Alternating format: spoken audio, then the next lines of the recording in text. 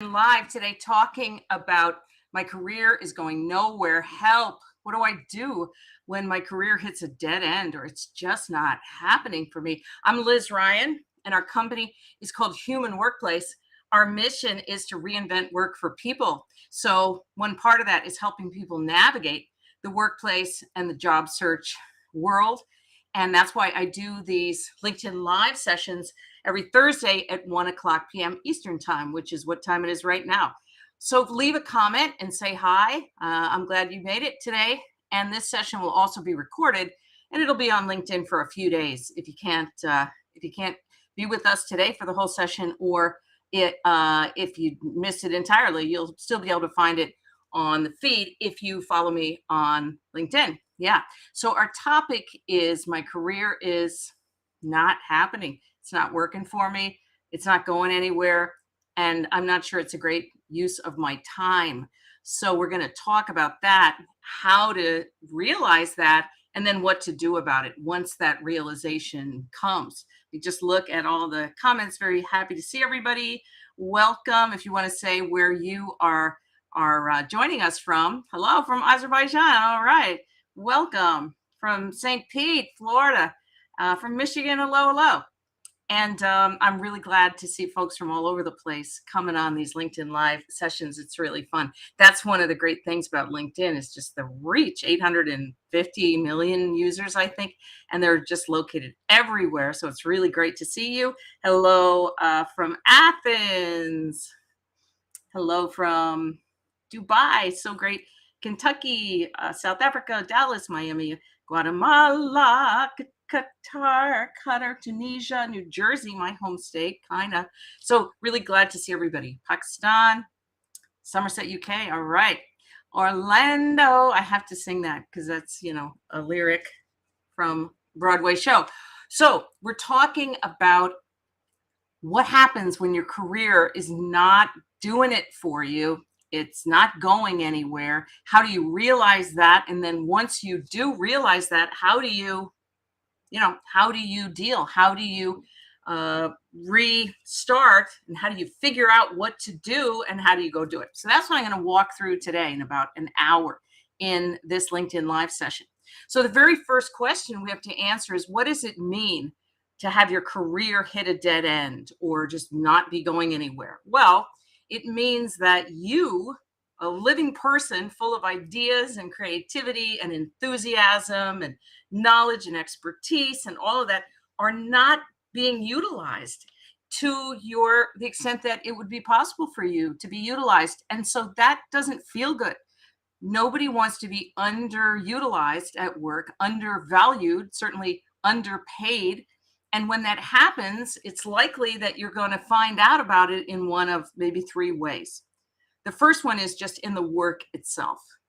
You're doing your job and you say, this doesn't challenge me. Maybe I have ideas about how to improve the work, how to improve the processes. Nobody really wants to hear my ideas. I don't have the kind of job where they would welcome my ideas. I'm supposed to kind of keep my ideas to myself. So that's really frustrating.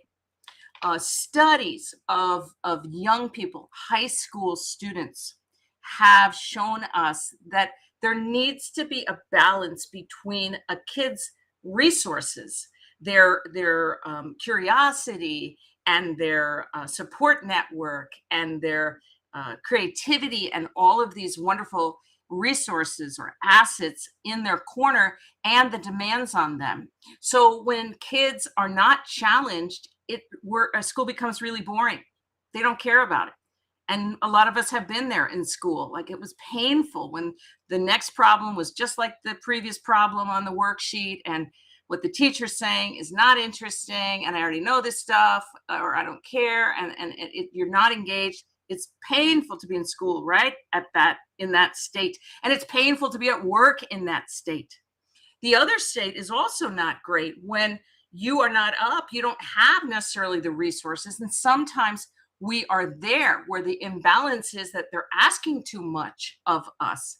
We don't have the job is a job for three people, but you're one person and you're supposed to do the job. That's not fun either, right?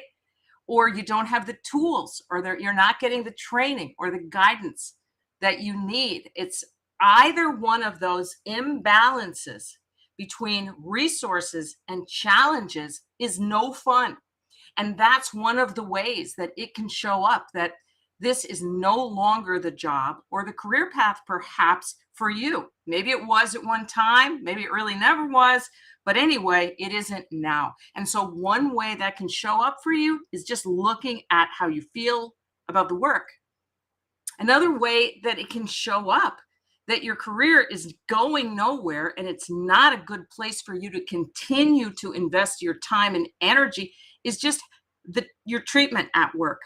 If you're not involved at all in decision making, although you have a lot of expertise and a wealth of knowledge, and you're not really able to use it. That's really frustrating. Or if you are sort of treated like, a disposable part in a machine, which sadly happens to a lot of people. If you're disrespected at work, right? Or there's no respect for your personal time outside of work, like it doesn't matter. I don't know about you, but I've been in many conversations where a manager said to an employee on their team, "So can you stay late tonight?" Now, I'm speaking about a salaried employee who's not going to get paid a dime extra if they stay late. So it's a favor. So the manager should be asking for a favor, but instead they say, "Hey, can you stay late? Can you stay till about 8 tonight and run that report?" Manager says this to the employee, and the employee says, "Actually, tonight's no good." And the manager says, "Why? What do you have to do tonight?" Like it's their business. Well, I have to coach my son's soccer game. Well, can't somebody else do it? Oh, what? No.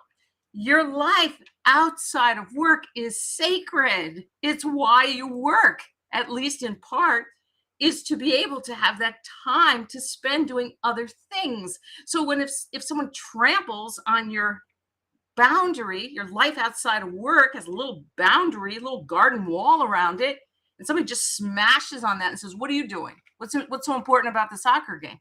What's so important about your daughter's violin recital?" Whoa, that's a signal from God, Mother Nature, whoever. That's a signal. No, this is not. I'll spend as much time at this job as I need to get another job, but this job, as far as me and my future, we are not going forward together any further than we have to, right?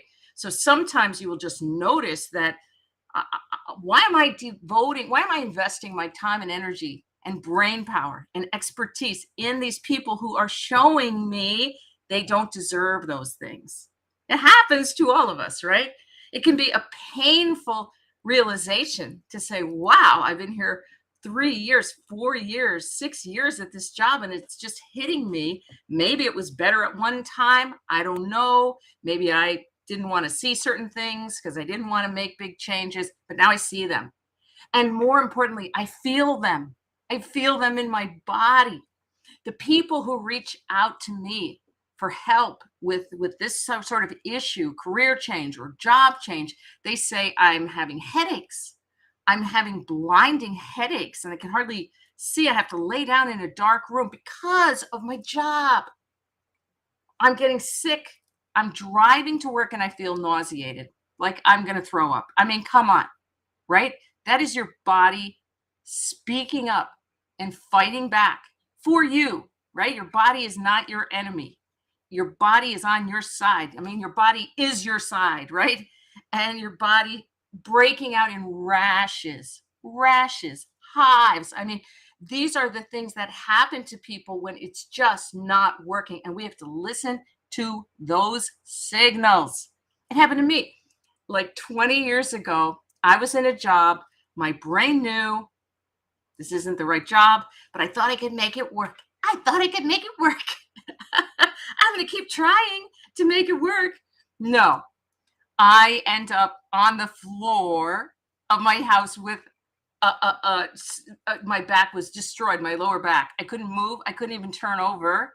And they had to come and get me with a stretcher, guys, with a stretcher to take me to the emergency room. Okay. Super embarrassing, but also what a wake up call. Like, yeah, why am I in this physical state, it's because of my job. And then I had no choice.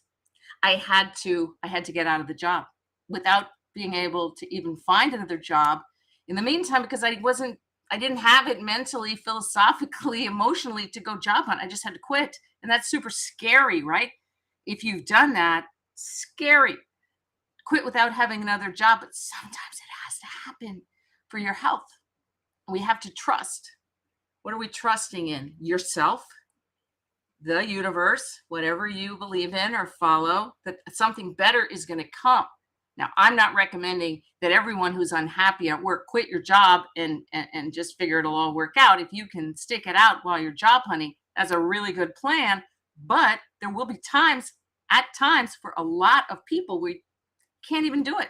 If it's an abusive work environment, right? You're being harassed at work or you're being abused. Sometimes you have to go and you don't have another job. And yes, that is terrifying. I always say, it's weird. If someone is in an abusive relationship in their personal life, a romantic relationship, right? They talk about intimate partner violence and they're in a relationship. Someone is in a relationship that is not safe where they live, right? Everyone they know will say, come sleep on my couch. To get out of there. Come, you stay in my house. If we have to, take turns using the bed, you come out, get out of that situation because it's not safe. But for some reason, when people are at work in an abusive situation, just as brutal as a domestic partner situation, just as much risk of harm, our friends don't usually say, come stay with me. Get out of your apartment, get out of that rent, stay with me until you figure it out. But it's just as big an issue, isn't it? When you're in a work situation that is just harmful, right? So the first sign is noticing, realizing I have to do something about this. I can't wait for it to get better because it's highly unlikely, to the point of it's not going to happen, to think it's going to get better on its own. And what we tend to do is say, oh, I'll be fine. I'll be okay. That's, heart attack city. That's every health problem in the world is I'll be fine. I'll be all right. I can take it. I'm tough, right? Yeah, you're tough. Of course you're tough, but that doesn't mean you're supposed to put up with a situation that is literally unhealthy for you. I'm going to take a pause and look at the comments real fast. How do you explain to new job why you left? They say never talk bad. This is such a great question, Julie. Yeah, you can't talk bad about your previous employer. I don't even like the question, why'd you leave your last job? Because it's so often this, right? It's so often toxic work environment. Oh, why'd you leave your last job? Well, do you want me to lie? I mean, it's tacky. I tell interviewers not to ask, why'd you leave? You know why they left, either for a better opportunity or they had to get out of a bad situation. There's no rocket science involved, but you have to answer the question. So I recommend that you say, I learned a lot at that job, but it was obvious. It was time to leave, to keep learning and growing professionally. And it wasn't the kind of job that I could perform while conducting a part-time job search on the side. So I quit to devote myself full-time to my job search. I mean, you ask for BS, you're going to get BS. But I'm sorry, that's the answer to the question. Okay. Let's see. Those are all hellos. For a question. I was treated like a nobody at work because I have an accent, and the person who recruited me gave me the feeling it's going to be a hard start for you because of your accent. What year is it? Is it 2022? Oh, you have an accent? Oh, what? We all have an accent. But one thing that wasn't looked in was my experience in strategic methods. I was very effective, more than some who claim to have years-long experience. And see, this is another thing, or this is another thing that can happen. You go to a job and you feel like you have to fight for credibility. You have to fight to be credible. And you're looking around and you see other people that you just are not impressed by. No offense to them, but professionally, you're just not impressed. And you're like, what? It's an energy. It's an energy field that just might be all wrong for you. And this is common too. Like, why is that person a vice president? This person is dumb as a box of rocks, to use the vernacular. Okay. Then you have to go. So what do you do? Well, if you don't have to quit on the spot, you have a little time to think about it. You say, okay, so I'm here and I'm realizing this isn't the place. I'm getting the headaches, or my body is telling me, or my brain is telling me, I don't think this is it. I did it. I got what I got, and now it's time to move on. Here's a last way you may realize you're not in the right job anymore, or your career path has come to a standstill, to a dead end, is that you should be able to pull up your resume on your computer, on your laptop, or on a device once a year, like at the start of a new year or anytime you want. And you should be able to update it with changes from the last time you looked at it, let's say a year ago. If a year goes by and you have nothing to add to your resume, a project you were involved in, or a tool that you learned, or something new that you did, that's another sign it's time to go, because all you have to sell to employers as you go through your career is your experience. And the newer, the better, right? The newer the experience, the more they care, the more relevant it is to today. So if you're sitting in a job and time is passing you by, but you're not learning and growing, goodbye. Because you have to get more from your job than just a paycheck. If you get a paycheck, I mean, that's great. You have to get a paycheck. But if all you get is the paycheck, then it's not paying you enough for what you're putting into it, because other people are learning things and growing professionally and trying things and expanding their skill set. And you need to do that too, not just for even employability, marketability, but for your own self, for your own confidence and your own satisfaction with your work. So another way that it may hit you, I got to make a change, is that your resume just hasn't budged. There's not one new bullet point on that resume after a year or 2 years or 3 years, right? Okay, so you've got the message now. Let's imagine you've got the message. Career is at a dead end, and it feels oftentimes like sad or upsetting or scary, and that's totally normal. But I want to encourage you to look at that as an opportunity. When you're in the groove doing your job, this is my job, I do this stuff, I have a meeting on Tuesday, do this report on Friday, you are in a rut. It feels cozy and safe because that paycheck is coming. They know you there. You know the work. But when you're not learning, you're in a rut. So it's this irony about being a human being. We want safety and security. And who could blame us, right? We all have rent to pay. We need that. But also, we need to grow. We need to try new things. And when you're in that clickety clack zone, this is a week. It's going to be just like last week at work, just like next week. I could be doing this job for the next 10 years, doing nothing differently. You're in a rut. That's not good for you. That's, again, this imbalance between challenges and resources, right? You stagnate, and it happens to us. Like, I am asleep at this job. I could perform this job with one hand tied behind my back and blindfolded. That's not good for you. So once you have the realization, and you might feel like, oh, I don't want a job. Oh, Liz, I hate it. Ugh. Be with that feeling. Be with that emotion of dislocation, and you're pushing me out of my comfort zone. I hate that, for a day or 2 or 3 or 4. And then allow yourself to step into, but might it be cool to check out some new things? Couldn't that be kind of cool to get out there and talk to people who might even appreciate me more in a conversation on a job interview than my current people appreciate me at my current job? This is very common. I work with job seekers, and they say, my conversations on interviews are more intellectually stimulating and better for my confidence than any conversation I've had in the last 6 months at my job, because they treat me like furniture at my job. I'm just there. Oh, ask that person to do it. They'll do it. They'll stay late. They'll do the report. They'll do whatever. They're, just ask them. They don't appreciate me here. And I go on an interview, and not always, of course. Some interviews are not fun, but sometimes you get into a conversation, it's pretty cool and creative, and you say, I want to have more conversations like this, right? I like interviewing, because maybe it's every third interview you get into a stimulating conversation that you say, yeah, I kind of deserve to have these conversations, smart conversations, more often. So I encourage you, reinvention is big, right? It's big in your life. It's not small. I never want you to think about changing jobs as like, I'll just change jobs. Yeah, sure. When you're 19 years old, of course. As a matter of fact, my son, my youngest, just called 5 minutes ago to tell us he got a new job at the spaghetti factory. Are you familiar with it? It's a restaurant chain. It's, I guess it's spaghetti. And he's going to be a server. And he's so excited. I'm going to have training. I'm going to start training. I'm going to be a server at the spaghetti factory. And mom, it's going to be so great. And, yay, you're awesome.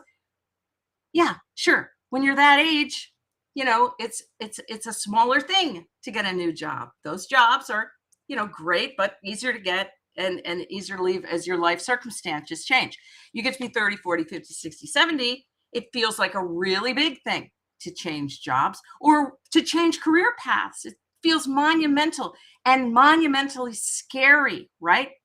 So as I guide and help people through reinvention, I always try to remind them there's yin and yang. The scary on the one hand, because it's all new stuff, but on the other hand, this is you expanding.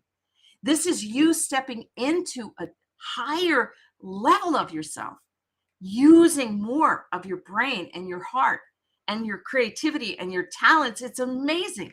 I mean, I'm privileged to be able to see people go through that. So is reinvention scary most of the time? Yeah, but it has to be scary to get to that satisfaction of I did that. I did something scary and I did it brilliantly. Does it make sense? Let's see what we have in terms of comments and I will try to respond.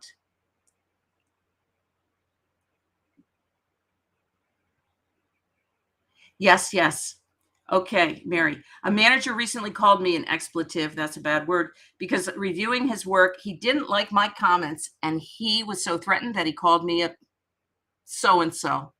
Couldn't deal with it. An adult in a leadership position. How dare you critique my work? I mean, okay, the insecurity that we see at times. And we're telling the truth about it, right? It's not normal. This is playground behavior. Asked to work, Elizabeth, 70-hour weeks because others are quitting. Oh, so they're quitting because of the environment that y'all created. So I should make up the slack. Absolutely. Don't pay me. It's fine. You don't need to buy me anything, bagels, nothing. I'll just work 70-hour weeks because everyone's quitting. So make me, the buffer between you and reality. Reality is saying there's something wrong with your culture with all these people quitting. Okay. And then when asked for staff, they give me people with higher titles to be my team members. Okay, yeah, that's bizarre. I'm not sure I've heard that one before. All right, one more. I just pulled the manager aside and give him an earful on how he should talk to me, lol. They either fix it or it's going to be a problem. You sound serious. Make sure you're crystal clear on this or it may get worse. I have to tell you something. A lot of people are finding their voice now, like you, Danny. A lot of people are starting to find their voice. We have some really messed up traditions, you guys. We have some really messed up ideas and mindsets. I'm old enough to remember the old way of work, okay? Like Mad Men, the television show, or the Beverly Hillbillies, where the Clampetts had their money in the bank. Who's with me on this? The Beverly Hillbillies. And Mr. Drysdale at the bank was always golfing, but Miss Hathaway, his assistant, she did all the work. She did all the work. And I revere her. That actress passed away, but she was this great role model back then of like a working woman. She was smart. Her boss was like out of it. But we have some really messed up traditions and mindsets. And I just saw one of them on LinkedIn. I'm going to take a little digression and just mention it because it really struck me. When I started writing columns about work, like 1999, okay, I was pretty much like a voice in the wilderness saying we have to change the way we think about work. We have to, we have some really bad paradigms and mindsets that we're dealing with. And a lot of people were like, what? And then people started to shift and work in some ways got more obvious what was broken. I think social media really helped with that. And so now we have a lot of followers, 3 million followers, but a lot of people are saying, yeah, we have to shift how we get a new job and we shouldn't have to mince and walk on eggshells in a job interview. If you have to walk on eggshells, be super careful not to say the wrong thing. In a job interview, maybe it's not the right place for you, right? You bring as much to the table as the employer brings to you. You get to be choosy about who you work for. So we're shifting our mindset, but we still have some old ideas hanging on. So I posted a poll, like a survey, a poll on LinkedIn yesterday, and I said, hey, if I'm a manager and the company implements a new policy that I don't agree with, and my employees want to know how I feel about it, can I tell them, well, we got to follow the policy, but it wouldn't be my choice? And or should I not say anything because it's going against the company? And the poll results were split 50-50. 50% of poll respondents said, yeah, tell them how you feel. I mean, you're still going to follow the policy, but no one expects you as a human being with your own brain to agree with everything a company does. And the other 50% said no.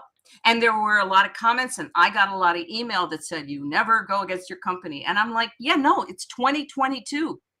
Your employees that work on your team want to know how you feel. You tell them the truth, right? The company does not pay you enough to lie for them. That is some weird old school 1800s. I don't even know. You're a person that was hired for your brains. And so, I mean, I'm an HR VP, and people former, and people would come up to me and say, I mean, I'm not going to implement an HR policy, obviously I don't agree with, but people would come up to me and say, what do you think about this thing they're doing in our department where whatever? And I would say, oh, well, I that wouldn't be my cup of tea, but I encourage you to talk to your manager about it. And, if it's something that becomes an issue, then we'll have a bigger conversation about it. You're not paid to lie just because you're a manager. I remember my younger brother one time turned down a management position because he had been sort of an acting manager. The company they didn't even implement, they just chopped the health benefits. They just chopped them. Like, we would pay 90% of a doctor visit. Now we're going to pay 40. And the employee said to him, well, this stinks. And he said, yeah, it's not the best, but a lot of companies are doing cost cutting. And they called him in the office and they said, you can't say it's not the best. You're supposed to sing the company song. What? No, no. You don't get paid enough to be someone else at work.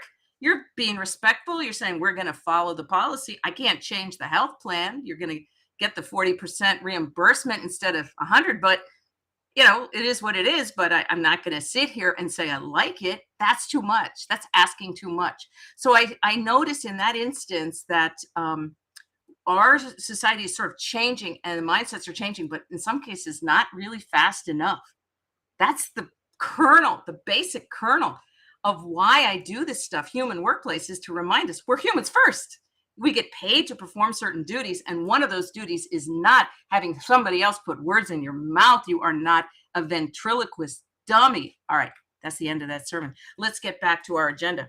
So now you've noticed that you are just not doing the right stuff. You've got to change jobs, maybe change careers, maybe feel a little panicky, but remember that change is the most healthy thing for us in these situations, whether you were forced into it because your job went away or the job became just unbearable, or whether it was your choice. Change is the key. When you have a choice between doing something that you've always done and continuing to do it versus doing something new, choose the new thing. That's the only way we grow.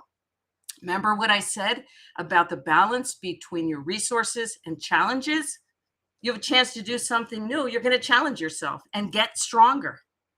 How do you get stronger? By growing your muscles.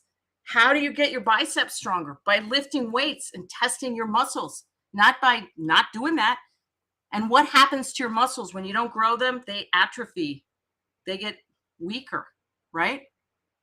We got to test ourselves. We got to step into challenges versus saying, I don't know any challenges. The other thing is that out there in the job market, marketability is the number one thing that matters. You have to be able to talk about situations you've dealt with that employers are likely to be dealing with too. Used to be 15, 20 years ago, I have typing skills, I have database skills, I have skills. It's not the skills anymore. It's how did you use them? Tell me a story about how you use the skills. So stepping into something new, it's all learning, and all you're doing is collecting all this new information from the environment and trying new things. And it's just so great for your confidence. It's so great for your competence. Okay, so great. So now we are sitting here saying, I guess I'm heading into reinvention. Like it or not, I'm heading into reinvention. So what do I want you to do? Well, the first thing is it's reinvention. It's a physical process. It's big change. Respect that. Honor it and even celebrate it. You could get a journal. I'm big on journaling. You could write in the journal once a day, once every other day. If you're not sure what to write at first, just write. Liz Ryan told me to write. I don't know what to write. I saw a skunk across the road today. I saw a hawk or some big bird flying overhead. Write anything at all. It's the act of writing in the journal that's going to make it easier and easier. Because most of us don't write with a pen on paper that much anymore because we have devices. But actually writing longhand is really good for getting the ideas down. And if you do that kind of religiously for, a week or two, I think ideas are going to start to come. I want you to focus in your journaling on capturing your stories, times at work when you crushed it, or even not at work, in your community, in your family, in a volunteer capacity, at school. Even if it was years ago, it's fine. You're regaining your power by reclaiming your path ever since childhood. How did you get into the job you're in now? Tell the story in your journal, recall it, and more ideas will come out. Oh, yeah, what did I love at first about this? Oh, I loved this or that. I'd like to do more of that again, right? Just reclaim your power through your stories.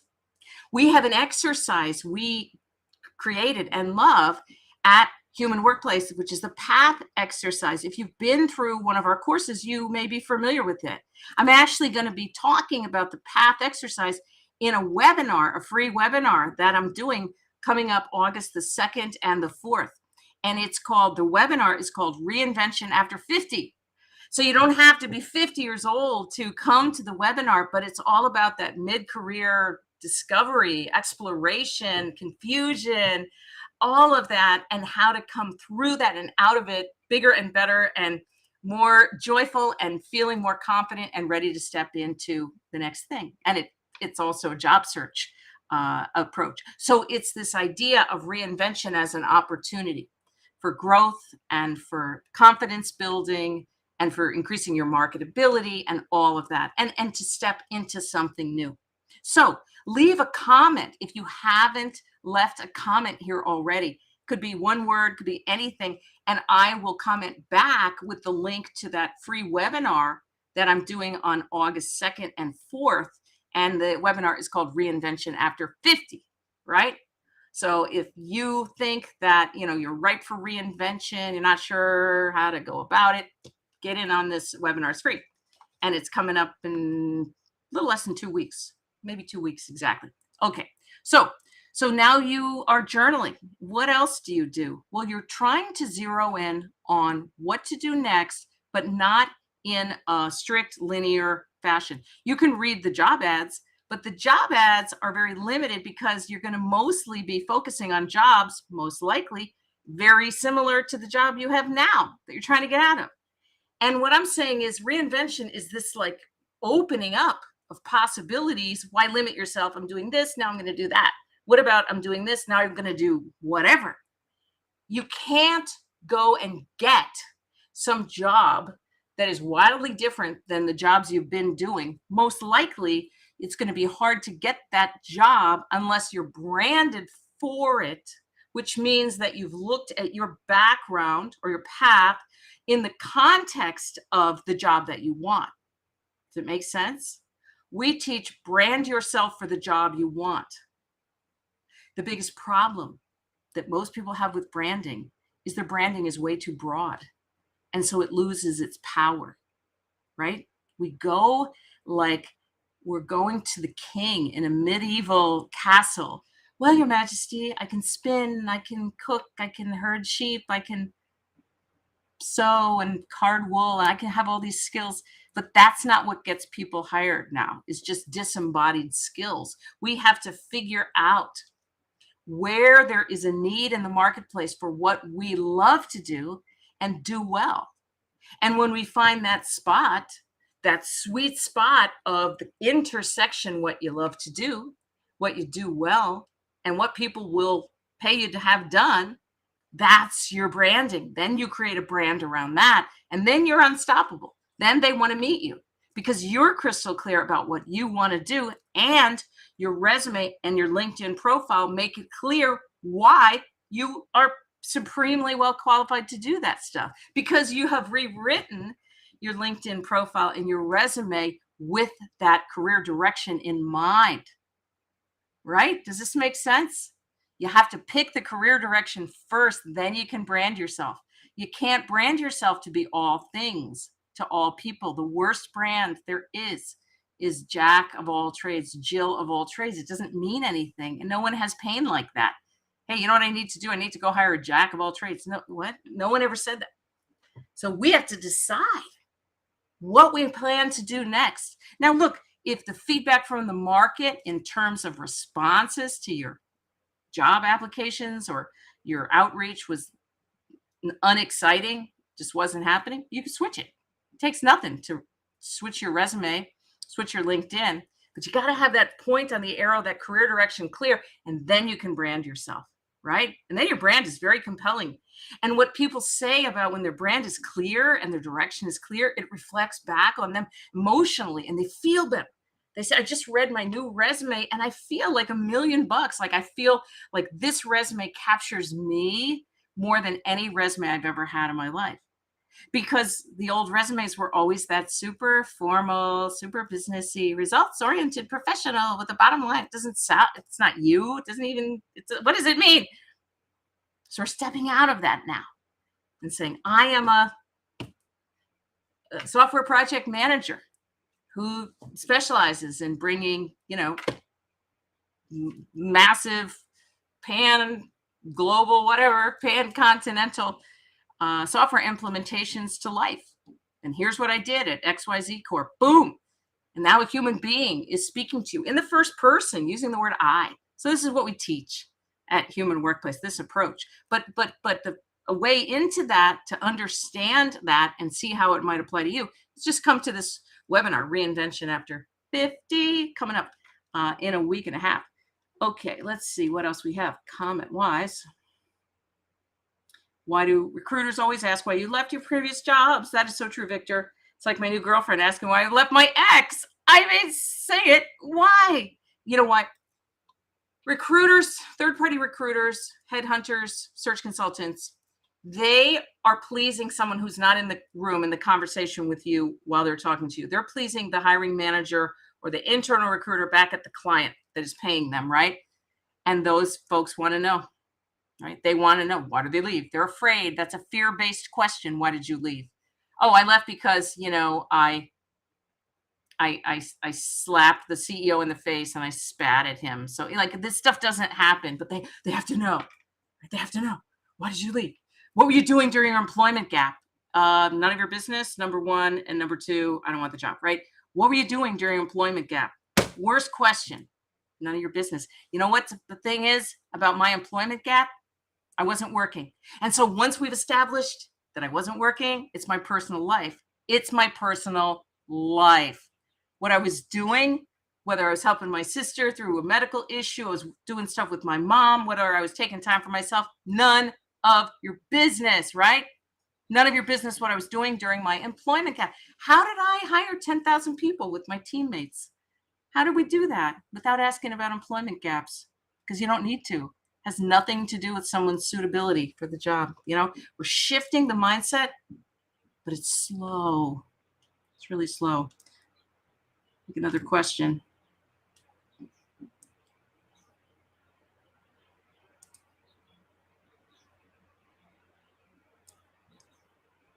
Assessment tests. Don't get me started. My toxic environment has made me believe that I am not good enough or a hard worker. I carried my department by myself for a period of time. Any mistakes I made seemed like it was held against me and a reason for me not getting ahead. Now work has been taken away from me and I'm not going anywhere and I feel like I'm moving backwards. Who can relate? Who cannot relate? So true, Shakira. Who has not been through that, right? Mostly all of us have been through that. I'm blamed like I'm not a hard worker, even though I've got the department on my back, right? It's not the right place. Unfortunately, there are a lot of organizations and a lot of managers that will use fear. They will use threats and intimidation as a way to get what they want. It's so much easier, more fun, less expensive, more human, more everything to use trust, to trust the employees that work on your team to do the right thing. And I literally managed people in startups and large corporations for over 20 years. And I don't remember ever going to sleep at night worried that somebody was going to screw up or not work hard enough or whatever. Why would I worry about that? I hired them. If I don't trust them, why did I hire them? Right? Why would you hire people through this exhaustive process of steps that you're weeding people out at every step, and then you still don't hire them at the end? That's in you. That's an insecurity in the manager, Shakira. That's nothing to do with you. They're going to try to push their fear and their insecurity on you, and you're going to say, no, I'm not taking that on board. I'm not going to let you mess with my self-esteem.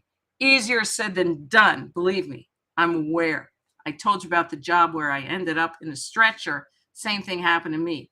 I started to think I wasn't good. I wasn't good at what I'm doing because people don't approve. Some people don't approve of what I'm doing. Well, they're not the right people, right? Whole world is never going to appreciate you. Whole world, too many people, 7.5 billion people, right?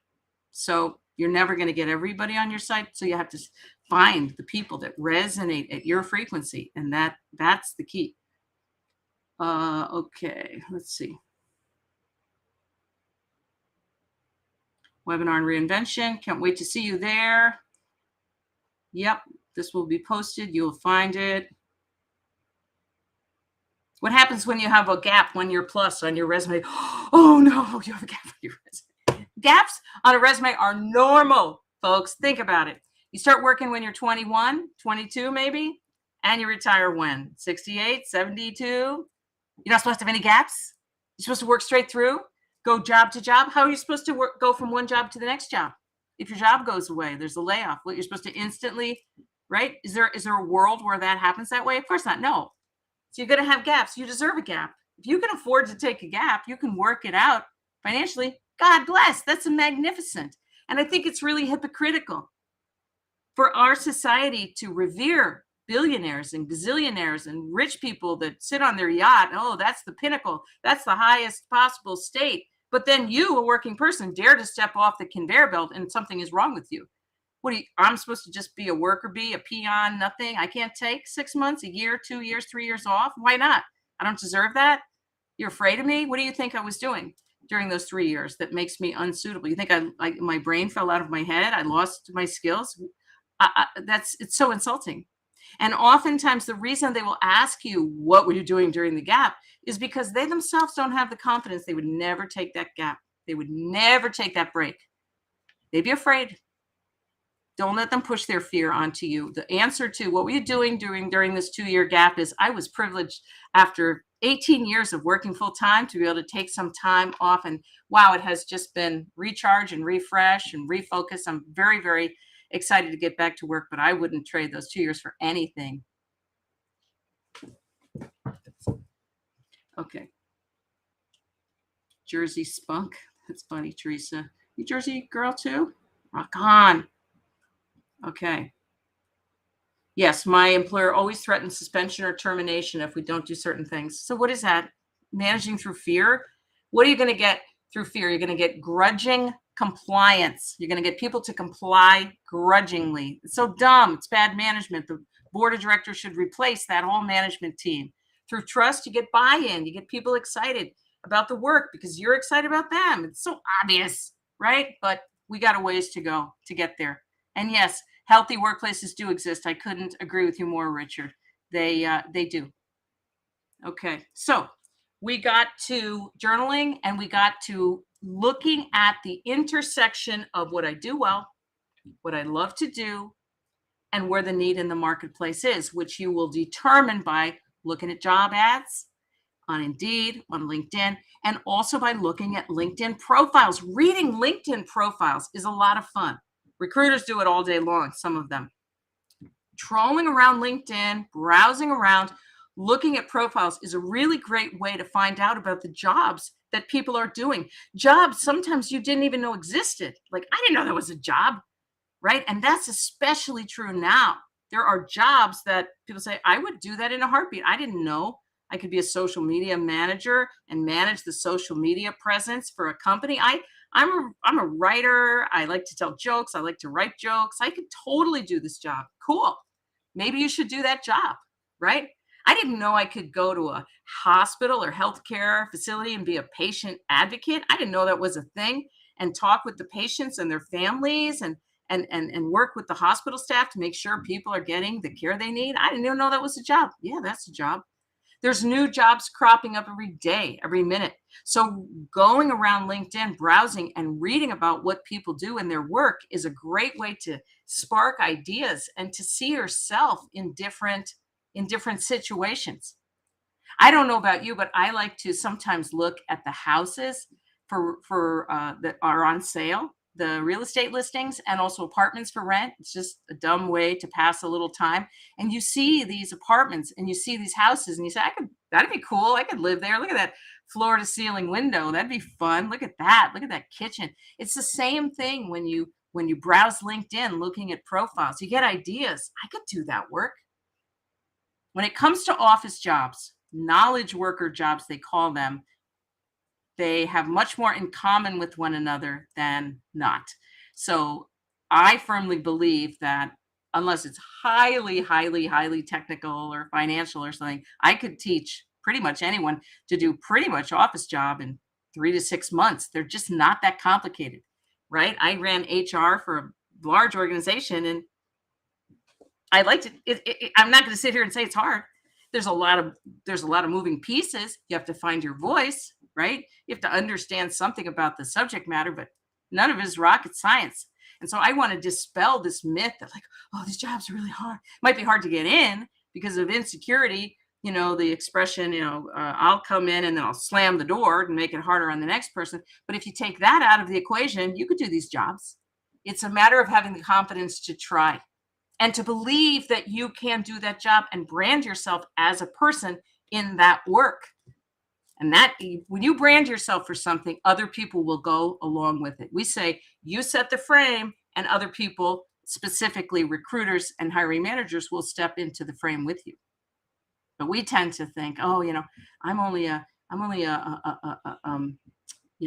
training coordinator. I couldn't do a trainer job.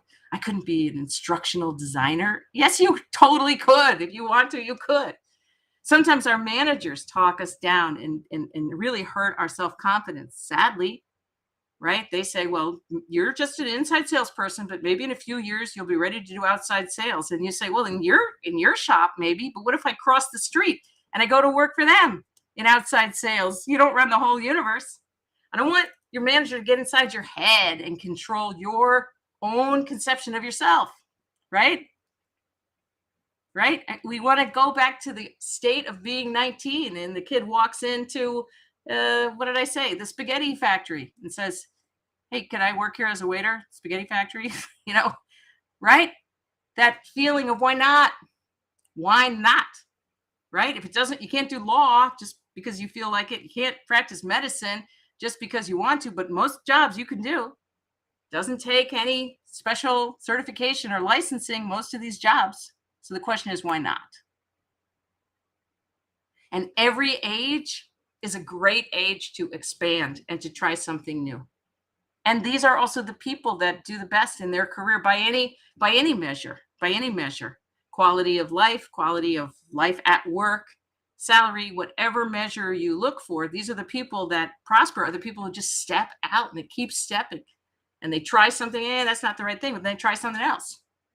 But we have a mindset often, sometimes put in our brains by earlier generations, that says, no, you have to do this one thing. You got to stick with it. Why? We get one life. As far as we know, we only get one. Let's make the most of it. Yeah? All right. Let's look for the comments. Let's see what we got here.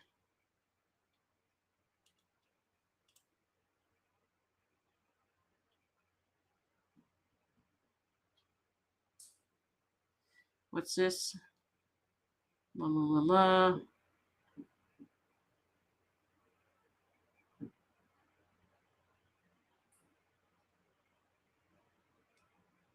Oh yeah, right. This is the one, Taylor. This is always. I got this feedback. Taylor got this feedback that you're a doer. You go to Taylor if you want something done. Doer, doer, doer. That means you can't promote it. Like there's a different personality type. Shut the hell up. That's the stupidest thing. That is just the excuse people give to keep people down and keep them doing. No, you couldn't possibly. So what does it mean? The executives in the company don't do anything? Then you should bounce their ass out on the street. Okay. That's absurd. It's insulting. It's ridiculous, and they don't deserve you. I'm sorry to be so blunt, but come on. You're a doer. Who's heard that? Put a comment if you've heard that. You're a doer. You're more like on the ground doing stuff. Yeah. Right. Great. So then obviously the brain that you've been seeing in action, getting all this stuff done, coordinating, pleasing, juggling, everything. It's no good for anything higher level. No, no, no. To be higher level, you have to, have played tennis with so and so or VP. Like it's just there's a million companies hiring you guys. There's a million companies hiring. Just talk to some of them. What bad thing can happen? No, absurd. Too much attention to detail. I can't. I mean, that is such an insult to you. You are undervalued, but you yourself are incredibly valuable. It's just they're not the right people. They're not the right people, right? Okay. One more question.